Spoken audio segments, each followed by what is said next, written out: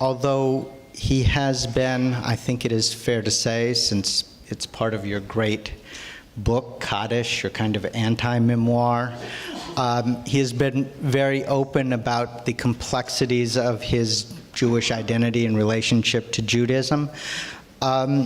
He has never been apologetic, and he has never been shy to bring the depths of the tradition and a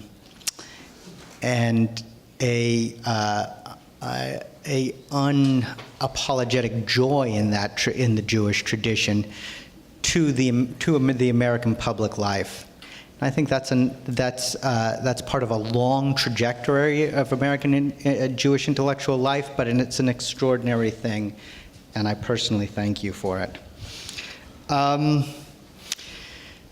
Leon stipulated that I shouldn't say anything in introduction about his various accomplishments, so I'll only mention two. There's a joke about Kissinger, that the idea that the joke is that Henry Kissinger needs no introduction, but he likes one. Well, as it happens, Kissinger, Henry Kissinger, your friend, and Rogers was sitting in this very seat last year, and as I recall, Roger gave him a quite wonderful introduction, one that I probably won't be able to equal. So I'm just going to mention these two accomplishments. One is the Dan David Prize, which Leon received, I think, in 2013, and which is an extraordinarily prestigious and fairly recent prize administered by out of the Tel Aviv University for his service to humanities, thoroughly deserved. And the other, even more extraordinary, I think, was his appearance in the 5th season of The Sopranos. Thank you. Now, you are the senior, Isaiah Berlin Senior Fellow at the Brookings Institution. I am. And you studied with Sir Isaiah at Oxford. That does it for prestigious stuff, right? I was very fortunate. He kind of adopted me. It was my son bears his name. I promised him. He never had children, and I told him that if I had a son, he would have a namesake, so he has one. And last, you are a valued editorial board member and contributor to the Jewish Review of Books. Our topic, at Leon's suggestion, Leon always goes,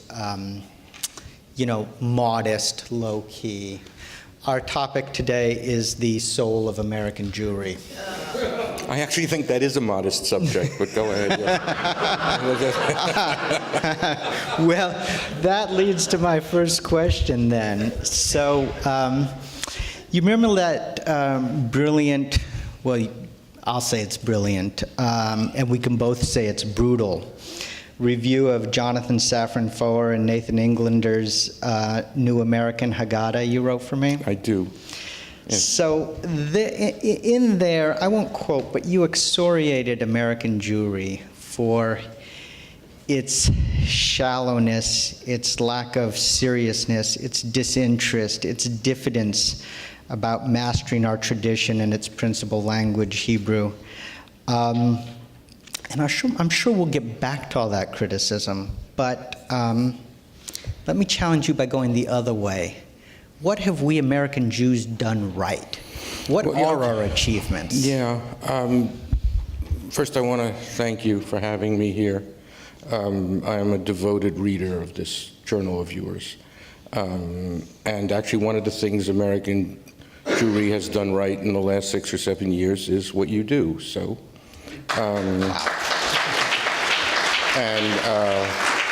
And I'm nothing if not critical, so take it. And I want to thank my friend Roger and my former colleague Roger, who actually enabled me to do my work at that magazine for a long time. Let me begin, I'll get to your question in a minute. Let me begin this way. I think the first question we have to ask ourselves as American Jews is, what is the standard by which we want to be measured? That is to say, what is the standard by which we want not just our historians to measure us, but also our children to measure us? My assumption has always been that the only standard by which we should measure ourselves is the standard of the Jewish tradition itself. That is to say, not what we have contributed as Jews to the United States, which our contribution has been spectacular. I mean, if God willing, Merrick Garland gets confirmed, there'll be 4 Jews on the Supreme Court, and soon we're going to have to worry that there'll be some Goyish seats. So our contribution has been spectacular, but what we have contributed to the tradition that we have inherited, in other words, it's an internal standard. And that's also a very high standard. So by that standard, the extraordinary novels of Saul Bellow and Philip Roth, not to mention the less extraordinary but apparently galactically Jewishly important work of Jerry Seinfeld and Larry David, do not count for me. The question I ask myself is, what did we do with the tradition that we inherited? Did we agree to receive it? Did we develop it? I mean, internally, and then did we transmit it? We have to do all those 3 things. Being given something is not the same thing as receiving it. Receiving something is not the same thing as developing or contributing to it. And if you develop it, but you do not transmit it, you have failed it and betrayed it. It cannot stop with us. It cannot stop with us. And that's the standard by which I want to measure American Jewry. I think it's safe to say that so far, the most salient achievements of American Jewry have been organizational, institutional, sociological, economic, political, communal, and so on. And by the way, those are profoundly important achievements, and if you are a student of Jewish history, going all the way back to the beginning of the diaspora in Europe, you realize that one of the things that allowed us to reach this point is the genius Jews have always had for institution building. It used to be called Jewish self-government by certain historians, and you know who I'm talking about. But the Jewish genius for institution building has been one of the enabling conditions of the survival and the transmission of our tradition. I will hastily add that for that reason, the millennial disaffection from all institutions worries me sick sometimes. Because if that muscle, if that institution building gift is lost, then we will find ourselves in a spiritual crisis caused by from a different source. Spiritually, literarily, culturally, artistically, I think that the American Jewish community has yet to do anything remotely the equal of the great diasporas, the great diaspora communities against which it should compare itself. There are islands of spiritual achievement. There's no question about it. There are islands of study. We will talk about that. There are islands of scholarship, which Yosef Yerushalmi was right that you cannot exactly raise a culture or a child on critical scholarship. On the other hand, the critical scholarship about the history of Judaism and the Jews that is being produced here is actually a very primary contribution to American Jewish culture and to its tradition. I think the wall's a little more porous than Yosef described it. But as I say, when I look at what American Jews have contributed to our tradition, not to this wonderful country in which we live and to which we owe loyalty and to which we would for which we should be willing to give our lives, but what we did for our tradition, I think American Jews have not acquitted themselves that brilliantly. Now, there are some obvious historical reasons for this. We are an immigrant community, and if you look at the trajectory of immigrant communities across the generation, you note, and it's not just our story, it's the story of other immigrant groups, when the immigrants come over, and I'm now talking 1880 to 1910 or 24. Sally's not here, but we'll ignore S&P for now. Those people bring their tradition with them. They bring the old country with them. They bring the languages, they bring Hebrew, they bring Yiddish, they bring everything that was there, they bring it here. But the United States is simply a new address for their prior culture. You look at the next generation, whatever, 1910, 1930, whatever, and we know about the children of immigrants, we know about their need to belong, about their hunger to assimilate, about the power of the integrative impulse. They even became known as the all-rightniks, right? All kinds of incredibly melodramatic Yiddish movies and plays were made about this. So you might think that what I'm saying is that the first generation lives vicariously. The second generation distances itself, and these are gross generalizations, but there they are. And you would think it's at the generation of the grandchildren, as it were, might be the generation from which you would expect the beginnings of the development of an indigenous American Judaism or Jewishness. And then what happens in their period are the two great dramas of Jewish history in the 20th century, the Holocaust and then the restoration of Jewish sovereignty in Israel. Jewish identity once again becomes vicarious. And by the way, when I say vicarious, I'm using this word descriptively, not just pejoratively.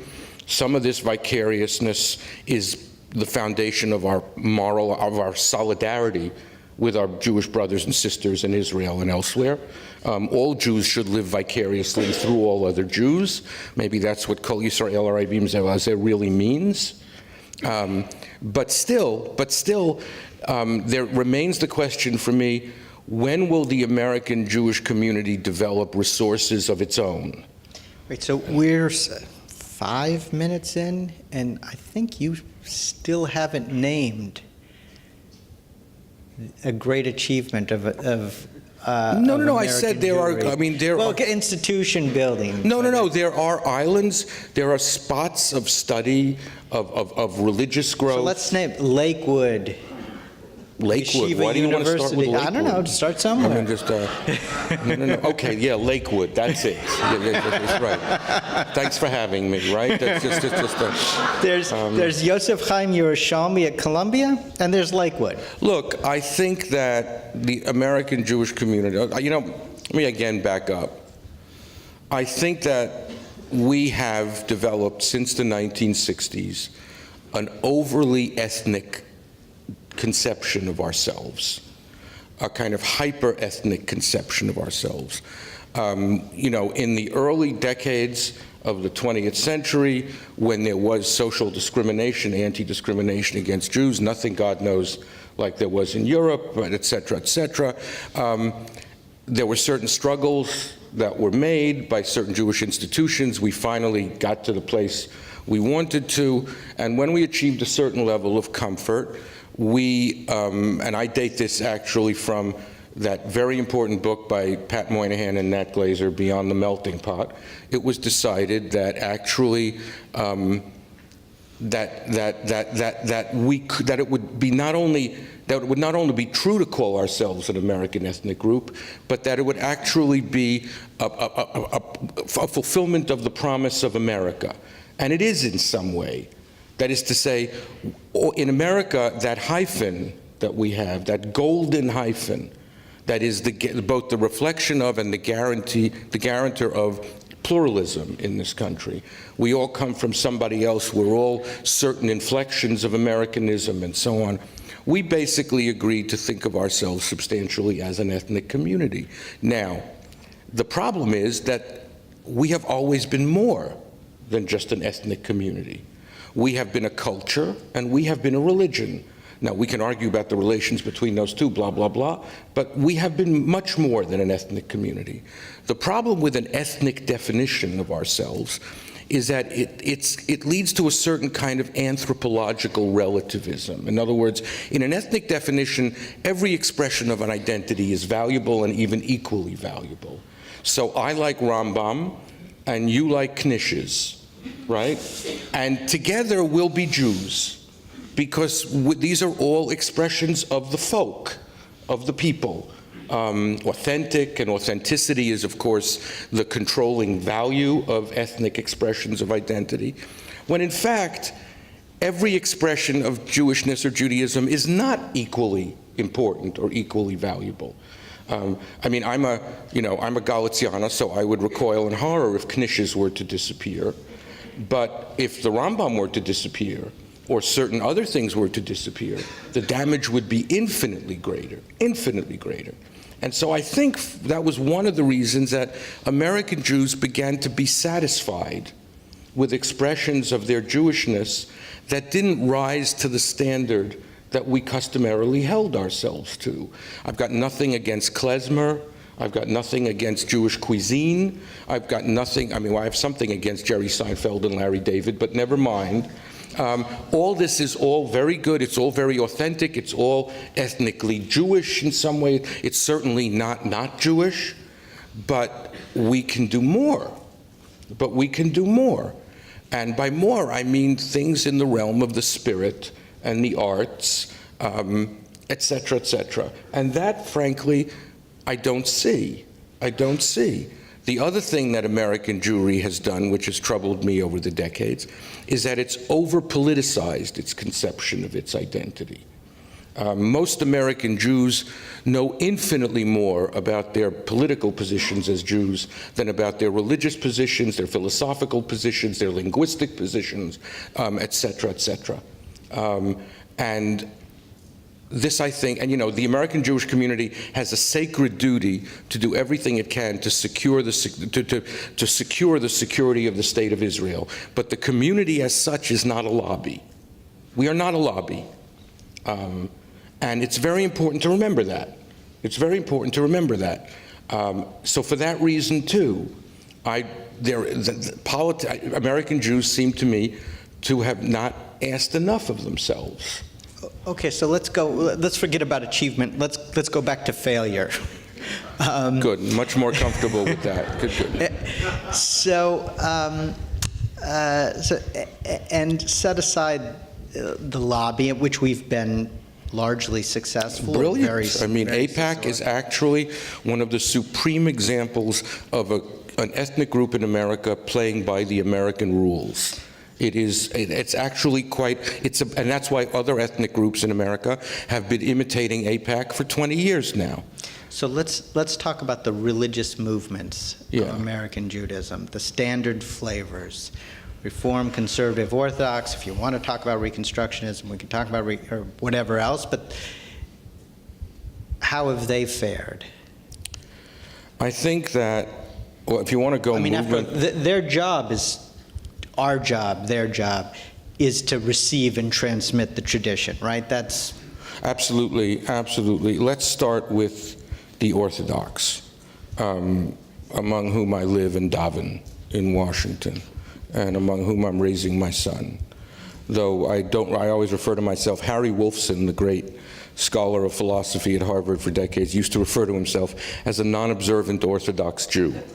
And that's sort of how I think of myself. The Orthodox have certain obvious strengths. Yeah, there are, 250,000 Jewish kids in day schools. Now, if you subtract the number of Orthodox kids, you get a disgracefully low number. Now, 250,000 is also a disgracefully low number. But if you pull out the Orthodox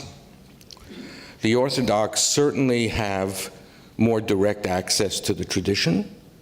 I don't want to say that they're fluent in Hebrew, because more and more my experience tells me that Orthodox Hebrew is a complicated subject. They have Siddur Hebrew and Machzor Hebrew and Haggadah Hebrew and so on, but but fluency in Hebrew, not exactly. If you go into a Jewish bookstore, you will find translations into English of the Mishnah Brura, and I think to myself, who on earth is that for? If you're at a level of observance at that level, and you can't read the original, et cetera, but they have substantial fertility rates. Their commitment to Jewish education is fervent, rock solid. There's no question about that. The problem for me is first that the Orthodox are, in the last 20 years, have been loving themselves a little bit too much. They really admire themselves, and they sometimes act as if they represent the future of the American Jewish community. Now, I don't know what percentage of the American Jewish community the Orthodox are now. 15? 12? 14. Okay, let's say there'll be 20 or 25. I am not prepared to write off 75% of the American Jewish community because they're not Orthodox and will never rise to those levels or arrive at those understandings. And moreover, the Orthodox to me seem brilliant at reproducing themselves. They do it really brilliantly, and that's a very important thing. In fact, that's another old Jewish genius. But what the strengths of the Orthodox community have to do with the future of the rest of the American Jewish community, that's not clear to me. That's not clear to me. And I do worry about that. I do worry about that. You've read the Pew report, for instance. Oh, yes, I've read it. Yes, yes. Oh, no, look, I'm not, and I said what, anyway, I said what I had to say about that. We know that conservative Judaism is in the throes of what appears may be a never-ending identity crisis. It's really caught in a very hard place, halachically and theologically. The Reform Jews, more and more that I see, have discovered that a lot of the erasures and immolations of tradition on which they were raised not only are no longer necessary for their acceptance in the larger society, but actually no longer edify them spiritually.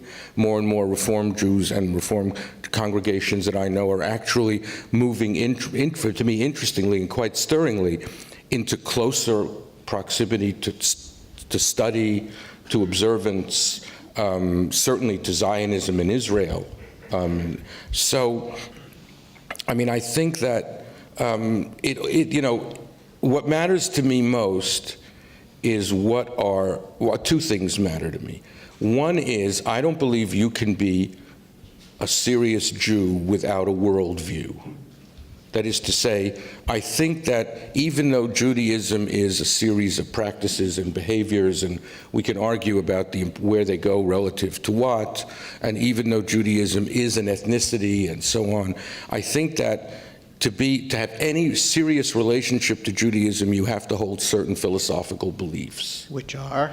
That there is a God or that there isn't a God, that there is reward or punishment or that there isn't, that there is providence or that there is chance. I mean, that the world was created, or as science tells us, et cetera, et cetera, et cetera.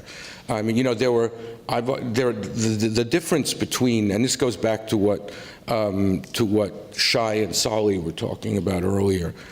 The classical conception of religion, meaning the ancient and the medieval one, not just for Jews, was that religion was first and foremost, before it was anything else, a series of propositions about the universe that are either true or false. And, you know, as a mutual friend of ours likes to joke that even if God doesn't exist, some things are still parva, right?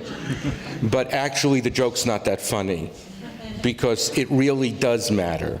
And just because we don't have a catechism or articles of belief, and you know, remember that was the only thing Maimonides failed at, right? Everything else that he did swept everything before it. When he tried to give us a catechism, all we got were some songs. We got Yigdal. Yeah. We got one thing that only kids sing. That's what we got. Which is fine, by the way. So the problem is that most Jews, like most Americans, and it's important to add here that in every diaspora, the Jewish community frequently takes on characteristics of the host culture. Most Jews that I know do not have a worldview. That is to say, they may utter certain sentences, but they couldn't give you the reasons for them. And by the way, I think this is true in the political beliefs too. If you woke up an American Jew in the middle of the night and said, do you like Obama, do you like Netanyahu? Are you for the Iran deal or against the Iran deal? They could give you the answer. But if you said, what is Zionism? Why are the Jews called a people? Why is there a Jewish state? Why is the Jewish state where it is? How should they couldn't begin to answer that question, because to a large extent American Jews have become very neglectful of first principles. And again, in American society at large right now, we have been, you know, America has always been a deeply anti-philosophical culture. I mean, our contribution to philosophy is that thing called pragmatism, which is practically an anti-philosophical philosophy. And now, certainly in this age of technology, the most important question any American now can ask about anything is not whether it's true or false or good or evil, but how does it work? right? That's really, and if you want to be seen as a genius at a dinner party, when someone asks, how does something work, and you explain how it works, Yeah. you say, no, no, no, this is how it really works. And then you're a genius. And take that that's down. not an adequate question. So in the first place, I think we have to know what we believe. We can believe many things.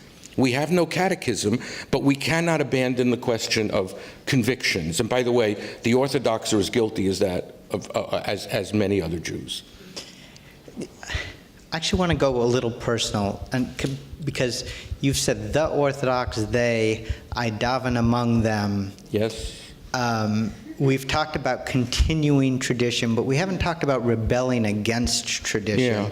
Now, you were born into an Orthodox family? I was born into an Orthodox. My parents were Holocaust survivors who came to New York in 1947, lived on Riverside Drive, went to Shlomo Carlebach's father's shul. Carlebachs were cousins of ours. They went there. There used to be a Barton's chocolate store on 86th and Broadway. My mother ran that in 1947, 48, 49. I come from Hasidic stock. We were Chortkova Hasidim, which is a little bit embarrassing because they may have been the dumbest Hasidim who ever, I mean, but nonetheless, and I grew up, they moved to Eastern Parkway. I was born in Crown Heights, grew up in in a universe of refugees, of Holocaust survivors. And the first school I went to was the Yeshiva of Eastern Parkway, which is just down the road from 770, which I'm proud to say I had nothing to do with. And then we moved to Flatbush, and I went to the Yeshiva of Flatbush in its golden age, which was an absolutely extraordinary place then. It was an Orthodox Zionist day school that employed heretics and gay people. And I mean, I remember once, you remember Chernyakhovsky has that famous poem, Leneged Pesel Apollo, Lenochach Pesel Apollo, before the statue of Apollo. And it's all the famous line, the Hebrew poet goes to the statue of Apollo and apologizes to Apollo that the Jews have bound him in the black leather of their tefillin. Vayasrucha birtzuot shel tefillin, right? We were taught that poem sitting in our yarmulkes. I mean, I have a book in my library that for me is a physical marker of the changes that have taken place in the Orthodox community. It's a small French paperback, and it's Baudelaire's Fleur du Mal, and on the cover is one of Manet's full frontal nudes, pornography. You open it up, and inside there's a stamp that says, property of the Yeshiva of Flatbush High School, 1609. That does not happen anymore. That does not happen anymore. So I came out of that when I was in my junior year at high school. I mean, at Chata'ai Ani Maskir Hayom, I fell under the influence of Meir Kahana and belonged to the Jewish Defense League for a little bit. I've always called myself all my life a recovering Jewish fascist. And my first trip to Israel on the Yeshiva University summer tour in 1969 cured me of all the morbidity and the darkness and the prejudice, I mean, of that particular formation. Yeah, and then I went to Columbia. You don't want more, do you? Okay, there was this girl called Lynn from Teaneck in my sophomore year. Okay, You don't mind going to Lynn, but you mind saying where it is that you rebelled and where it is that you came back. Well, there's a larger, I can give you the larger and the more concrete. When I rebelled, I never left. I once went to a shrink I had a problem about writing. Once in my life, I went to a shrink. And he was a very smart man. And he once said to me that what you've committed is defection in place. And he was absolutely right. When Kaddish came out, there were all these people who loved it and said, he's back, he came home, the prodigal son has returned. And I would always say to them, you know what, I never left and I didn't return. I mean, that is to say, I had a crisis in my religious faith, in my religious belief. I can't pretend that it was entirely philosophical. I also wanted to taste certain kinds of wine and to have a rich sensual life and to, to taste the world. I mean, I'm not going to pretend that I had it wasn't just because I read Spinoza and fell apart. But I had a real philosophical crisis. But my loyalty to the Jewish people was absolute. I have never lived a day in my life, I'm happy to say, without Ahavat Yisrael. I've always regarded being born a Jew as the greatest lucky honor of my life. And so any quarrels that I was going to make, philosophically, I was going to make within the framework. That is to say, what's that great sentence that the Shunammite says to Elisha, B'toch ami anochi yoshavet? I mean, I'm to be found among my people. And if I have quarrels with them, I will make it among them and to them. But the idea of, in some way, moving out, that was never an option for me. And there were ironies. I mean, I remember one crazy summer, I found myself, imagine, on Tisha B'Av at Tanglewood eating a hot dog, okay? And so I thought to myself, the joke's on me. The war against lamentations continues. Right, exactly. By the way, this is the most effective weapon against lamentations. No, but what I discovered, I thought to myself, Wieseltier, the joke's on you because you can't enjoy this hot dog because it's Tisha B'Av. And when I didn't keep Shabbos for 20 years, I remember noticing one day that when I don't observe the commandments, I observe that I'm not observing them. So I'm stuck. I mean, the joke was on me. The joke was on me. One thing I always knew I was going to do was study the history of Jewish history and the history of Judaism at an advanced scholarly level. I always said, when I was at college, I don't believe in Jewish studies as undergraduate majors. I did a lot of work on medieval Jewish philosophy at Columbia, but I think that intellectually we go to college for other things. Woodrow Wilson, who you're not allowed to quote anymore, but Woodrow Wilson once said that the purpose of a college education is to make a man as much unlike his father as possible. And I think he was right about that. But I knew that when I got to graduate school and afterwards that I intended to acquire a level of scholarly competence in the history of my people, not for professional reasons, because I was never sure if I was going to have an academic career or not, but because this aspect of my identity was so central to me that I could not bear to be ignorant of it, that my ignorance would have seemed shameful to me.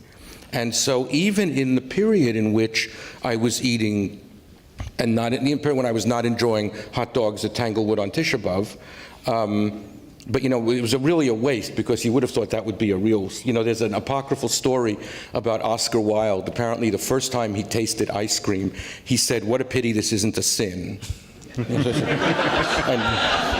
And I remember thinking, I wish I'd had that response, but I didn't. But even in the period when I wasn't shul going, and I wasn't, I was studying in graduate school, as you know, but I was studying on my own, and I was writing, and I mean, that was non-negotiable. And the truth is, what I'm describing is, as you know, it's not that anomalous because modern Jewish scholarship was basically invented by Jews who had lost their faith but loved their people. And a lot of modern Jewish scholarship in the 19th century was made by people as an expression of this love that was no longer buttressed by traditional religious faith. So let's go back to the people you love. Yeah. And American Jewry in particular. If there was one thing you could do to change or help American Jewry, what would? Oh, you know the answer to that. I want them all to learn Hebrew. I mean, I'm a fanatic about this. I think that that American Jewry believes that it can receive, develop, and transmit Judaism and the Jewish tradition not in a Jewish language, I think is a criminal delinquency. A criminal delinquency. And do you think it's possible? I have increasingly despairing of that. For decades, I used to go around like an itinerant fire and brimstone preacher with a lecture. I mean, anytime someone invited me to talk to them, any shul, any congregation, anybody about the literacy and illiteracy of American Jewry, I was on the plane. I mean, I was on the plane because I really do believe that if you don't know Hebrew, you're excluded from it. That doesn't mean that we all have to be Hebrew poets. That doesn't mean that we should be a nation of philosophers and intellectuals. That doesn't mean that there aren't other Jewish languages. That doesn't mean that all our significant expressions are verbal. I mean, I want to be clear, this is not snobbery.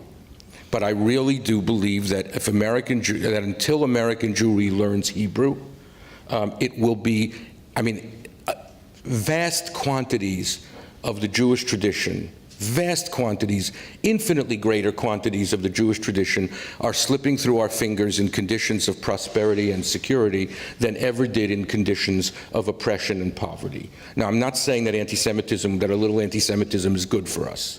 That's absolutely what I'm not saying. You know, that was Tacitus and Spinoza's bright idea, and Jewish history repudiates it. But the fact is that they're just slipping through our fingers, and I think one of the reasons is because we don't operate in a Jewish language. We don't. But we couldn't possibly. I don't agree with that. You see, well, okay, look, it is true that if you live in a country the size of a continent in which you can travel for days and weeks without ever needing another language, etc., it is true that Americans don't, but you go all the way back to the beginnings of the diaspora. No Jewish diaspora community that I know of ever used the characteristics of the host culture as a rationalization or as an excuse for the relaxation or slackening of their own standards for themselves. We never did that. So beyond a certain point, I'm not really interested that the Americans don't speak other languages, because we are Jews, and Jews are, as I say, not just another ethnic group. We are a primary element of world history. We are a primary people among all the other primary peoples of world history, and we have a language of our own. And we're loved by God. Well, I gotta say, I wish I understood a thing they said. I mean, I don't know what they were talking about. I was just waiting for someone, when someone asked the question, does God love the Jews? Someone just say, I don't know. I mean. On that note, I think we should open it up to questions.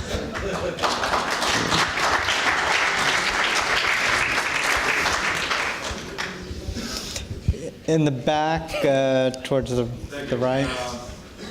I'm surprised you put down conservative Judaism. I'm a little sad about it. I didn't put them down. I have a lot of sympathy for their predicament. Yeah, but we daven in Hebrew. We have schools. The kids learn Hebrew. We have a tremendous liturgy, singing, songs, Chazan, the whole thing. And you have Ramah, which is actually a phenomenal achievement in America. So why aren't you sort of putting us on the side the way you are? I'm not putting you on the side. I go to conservative synagogues. I have many friends who are conservative Jews. I think that what I said was that conservative Judaism is now unsure of its spiritual definition.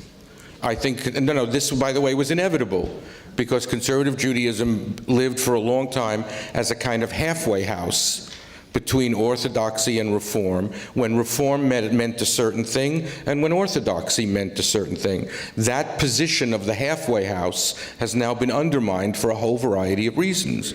Also, I should add that some of the crisis in conservative Judaism, the halachic dimension of it, is owed actually to a great deal of integrity on the part of many conservative rabbis, both of the right and the left.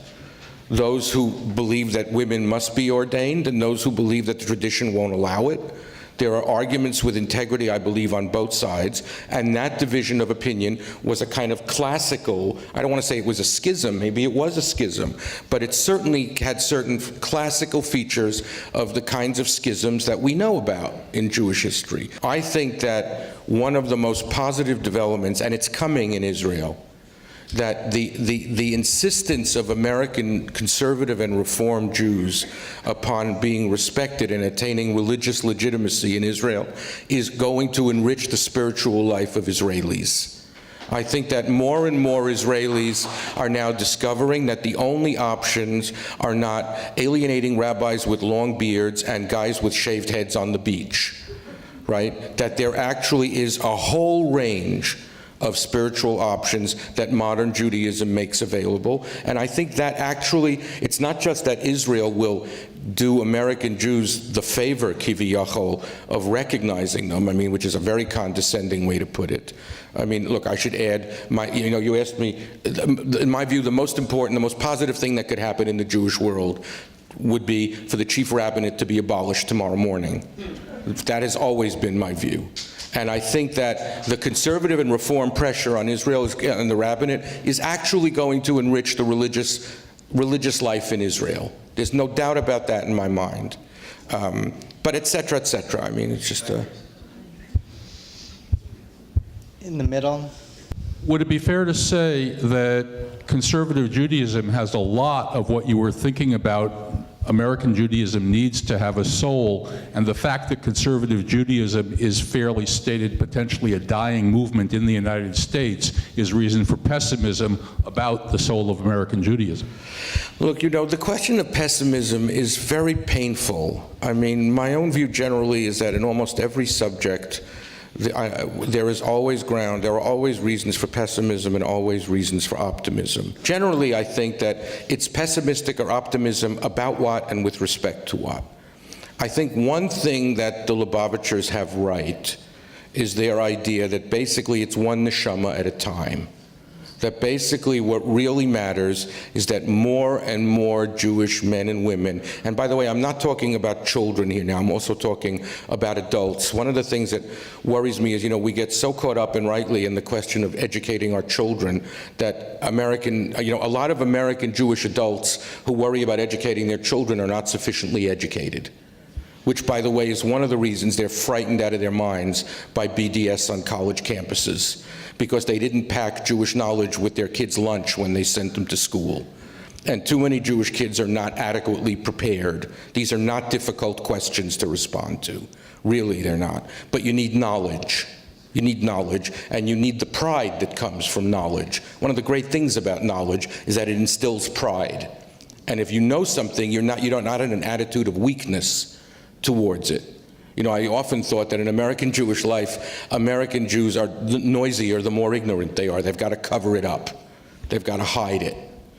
And so I think that it's one Jew at a time, and more American Jews who take their Jewish identity seriously have got to begin to ask themselves, what is the equipment necessary for living in that identity? The thing about Judaism is, I talked about conviction before. It doesn't just require conviction, it also requires competence. It also requires competence. For me, the main instrument of the competence is linguistic, but there are many instruments of competence. And I worry that there are many professing American Jews, proud American Jews, noisily proud American Jews, who are incompetent as Jews. Who are incompetent. And we have to develop as a community some sense, and again, it's not as terrifying as I'm saying. 15 years ago, every American Jew now knows fluently a language that no American Jew knew 15 years ago, and they're fluent in it. And that language is Microsoft Word. When people think that they need to know something, they learn it. If they think they need to have a backhand before next summer, they'll get a backhand. The problem is that most American Jews actually believe that they can acquit themselves of a classical, of their Jewish identity, right, without developing the competence that should go with it. And in any other aspect of their lives, they would never put up with it. I mean, but, you know, if you said to an American Jew, a thoughtful American Jew, let's go to the opera.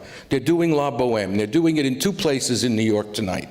In one place they're going to sing it in English, and in the other place they're going to sing it in the original in Italian. Forget about surtitles for a minute. Most American Jews would go to the Italian because they would want to be in the presence of the real thing.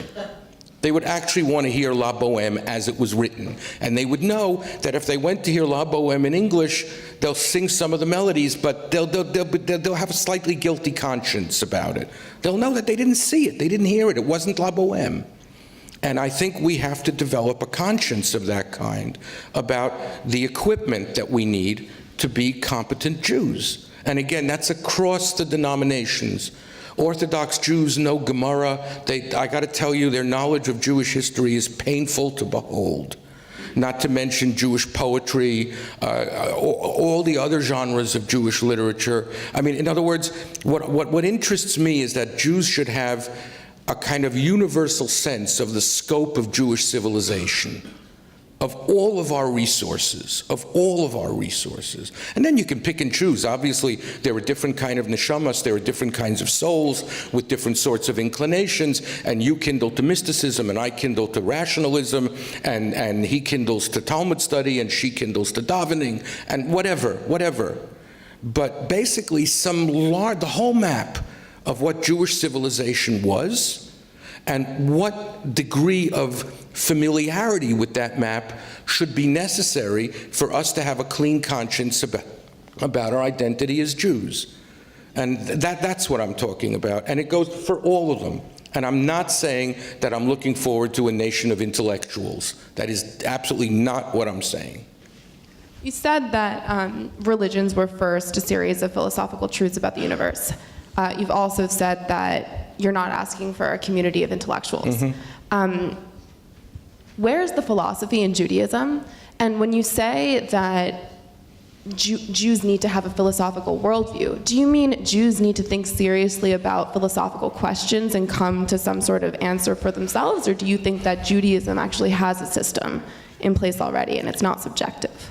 I think that as the latter question is a historical question. I think that the cosmologies of all the monotheisms are essentially the same, though Christianity seriously took back the monotheistic idea with the idea of the incarnation of the Word made flesh. That actually was a huge step backwards. But basically, when Jews and when rabbis and imams and priests say we all pray to the same God, cosmologically, philosophically, I think they're right. But if you're asking me, where is the philosophy, there are two ways to answer that question. One is the elitist, snobbish answer, which is it's in the literature of Jewish philosophy, which is very diverse, but I can't expect Amcha, everybody, to study Saadia and Maimonides and Albo, etc. But I'll tell you where Jewish philosophy is. It's in the Siddur. It is when you pray. The grammar of prayer is an address to a being outside the bridge of my nose, who is not me, who I am addressing in the second person singular. Right? I don't see how one can say the Shmona Esrei without beginning to reflect on who one is addressing that prayer to. In other words, if you believe that the observance of certain mitzvot, of certain commandments, has a kind of cosmic effect, which many Jews do of various kinds, either in terms of reward and punishment for their own souls, or in the case of the Kabbalists, that it actually can modify and repair the cosmos, well, you can't believe that unless you've asked yourself, well, what is the cosmos? So I think that a Jewish philosophy, a philosophical worldview is in the structure of the liturgy and of the ritual. It's, again, this is not we don't have a catechism. I can't send you to a book or a website and say, here's what every Jew needs to believe. But the fact that it's hard doesn't mean that it's not imperative or obligatory. Maimonides, right, Sally and I have been arguing about Maimonides for a long time, and he's wrong. Maimonides, when he wrote his Code of Jewish Law, the first mitzvah was philosophical knowledge, lada'at et Hashem. And when he describes what that knowledge was, he gives you the first principles of what he believed to be true about the universe. Now, there are two things to be said about that. Some of Maimonides' picture of the universe has been made obsolete by science. Maimonides held a Ptolemaic worldview, a cosmology. We now know that the sun doesn't revolve around the earth. We know that the earth revolves around the sun. But that doesn't make obsolete the kind of engagement that Maimonides made. All it means is plug in what we know to be true scientifically and deal with that. The second thing it means is that it is incumbent that there is a certain intellectual obligation upon every Jew. It's a really remarkable thing. He was the only one who began a code of Jewish law with a Jewish view of the universe, and by the way, of morality, too. And he said that this was the first mitzvah.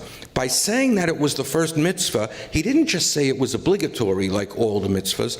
What he was saying is because it's a mitzvah like all the mitzvahs, it was a universal Jewish obligation. There is no elitism here. We all have to somehow acquit ourselves of some coherent, intelligible, plausible picture of the world in which we practice our religion. Otherwise, we're just doing it behaviorally. Now, it's fashionable to do it behaviorally. A couple of years ago, an article was published about something, someone was recommending something called social orthodoxy, v'day lechakima biremiza. I don't believe in thoughtless religious action. The rabbis didn't believe in thoughtless religious action. The rabbis, kavana is at the heart of the performance of commandments. And kavana is not just feeling. Kavana cannot just be subjective.